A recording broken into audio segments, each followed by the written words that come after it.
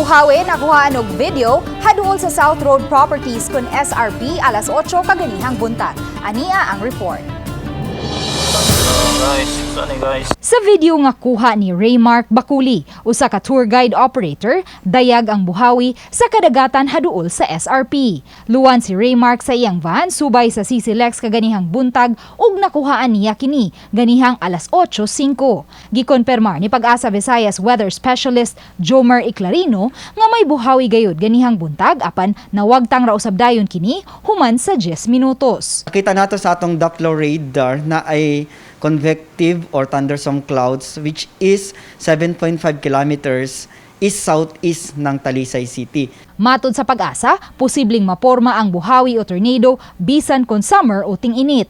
Ang nasinating pagdagom karon sa Sugbo ug Kabisayan dala sa easterlies o ang init nga hangin gikan sa dagat Pasifiko.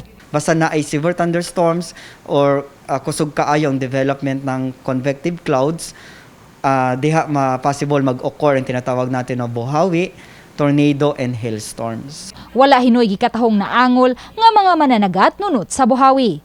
Kahinumduman, Marso 9 ning tuiga, duha ka panimay sa sitio Santa Maria, Pusok, Lapu-Lapu City ang nangagusbat human gikatahong naigo sa Buhawi. Uban ni Marlon Melgazo, Luan Merondina, Balitang Bisdak.